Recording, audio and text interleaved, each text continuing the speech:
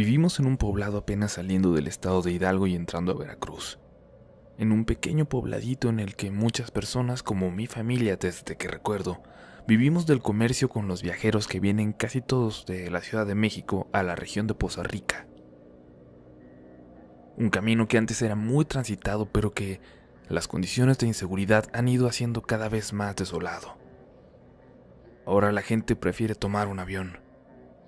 Eso ha afectado en la comunidad, el cómo vivimos y en nuestro día a día, la verdad. Muchos se han ido del lugar y hay casas vacías en cada calle. Esto también lo predijo La Llorona.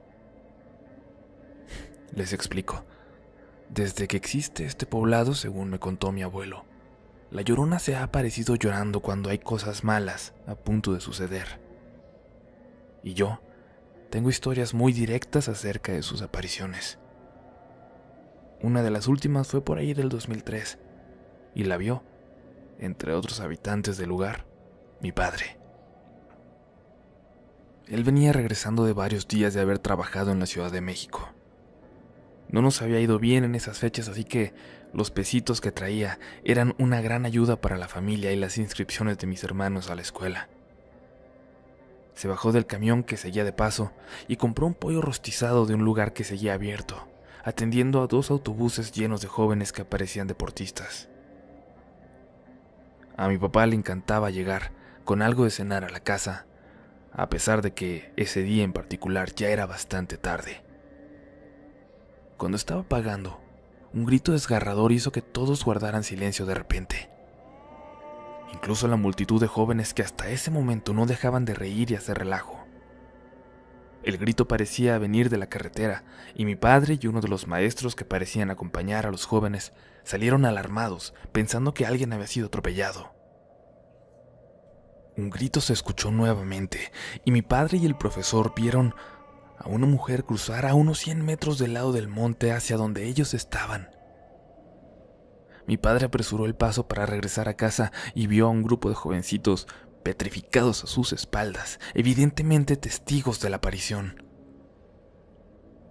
Cuando comenzó a adentrarse en el poblado, alejándose de la carretera, los gritos se hicieron más penetrantes. Por un momento incluso sintió que La Llorona estaba justo detrás de él. Las luces de las casas se iban apagando, se escuchaba el sonido de puertas cerrándose. Nadie quiere estar expuesto a que a La Llorona alguna vez se le ocurra meterse a una de las casas. Y por 2 cuadras, mi papá vio lo mismo.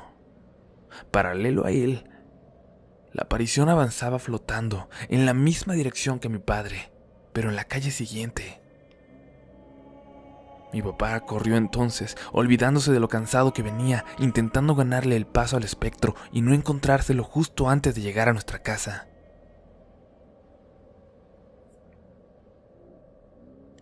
Agitadísimo llegó a la puerta, donde mi mamá y yo, muy pequeño todavía, guardábamos las cosas del puesto en el patio. Al vernos, mi padre se tranquilizó, pero un grito al fondo de la calle lo hizo voltear de nuevo. El espectro ya no flotaba. Estaba parado frente a una casa muy cerca de la entrada. Casi a punto de entrar en ella. Mi padre sintió unas manos en su brazo. Eran las de mi madre, que lo jalaba hacia dentro de la casa. Ese pollo que llevaba mi padre, al final solo lo cenamos mis hermanos y yo. Que no habíamos notado lo ocurrido, pero mis padres, ellos durmieron todavía con la impresión de lo que habían visto y escuchado. Unos días después, la pareja de ancianos que vivían en la casa donde La Llorona se había parado fueron encontrados muertos. Tenían días de haber fallecido y nadie se había dado cuenta. Aquí hay 2 versiones de lo sucedido. Una, que los ancianos vieron a La Llorona parada frente a su puerta y sus corazones no soportaron el terror. La otra, la más creíble tal vez y que yo conocí hasta años después, es que habían sido asesinados por su propio hijo, que tenía problemas de drogas y a quien nunca más se le vio después de ese día. Según esta teoría, la Llorona habría avisado de su muerte al resto de los habitantes del lugar. Este espectro, esta Llorona de nuestro pueblo, se aparecería de nueva cuenta casi una década después. Recorrió todas las calles, despertando a medio pueblo. Yo no la escuché, pero dicen los que sí lo hicieron, entre ellas mi madre, que nunca había escuchado un llanto más triste, más desolador. Y sí recuerdo que lo contamos al día siguiente en la escuela, cuando los niños que iban de otros poblados se reían de nosotros.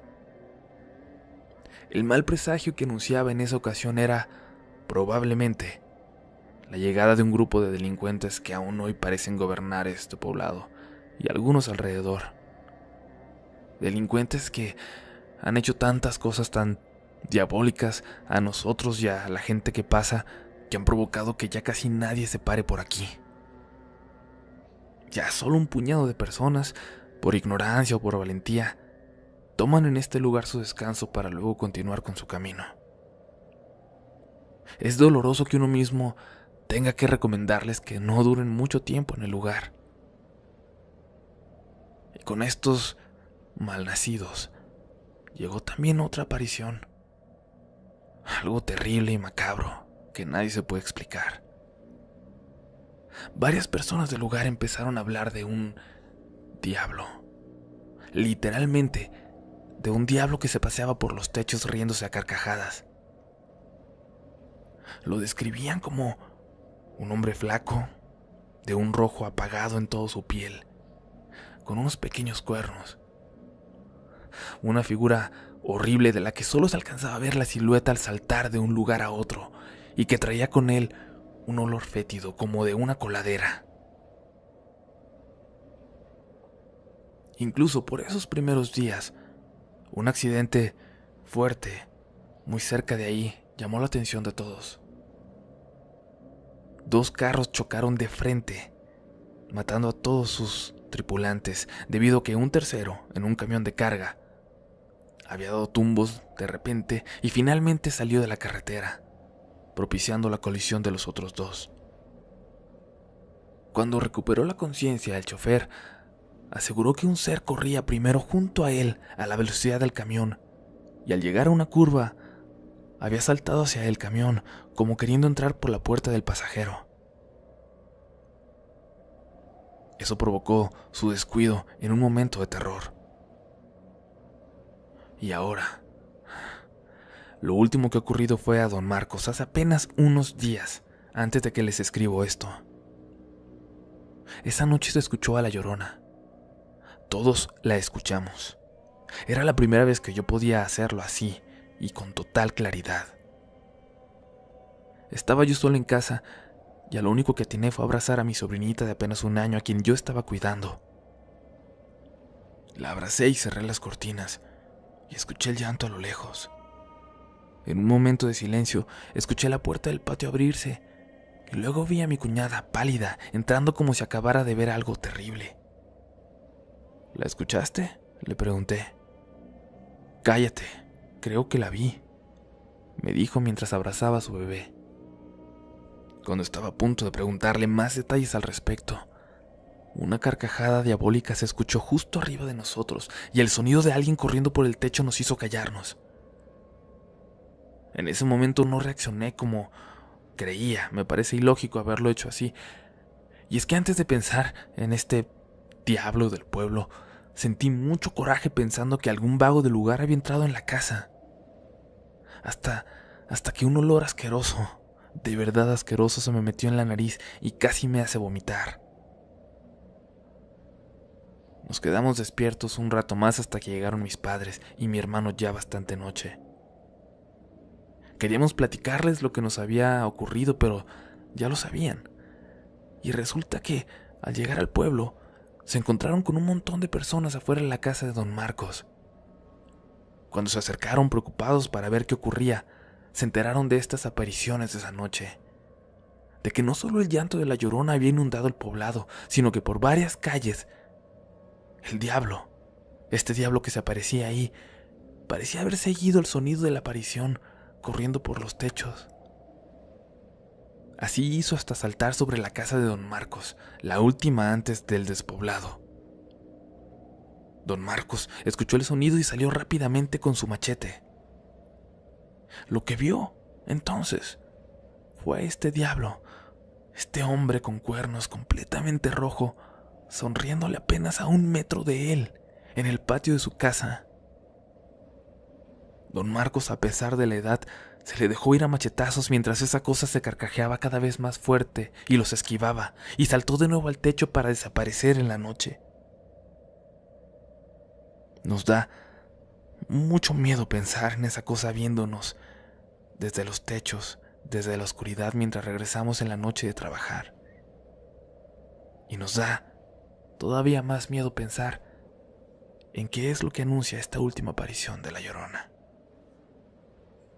Los mantendré al tanto.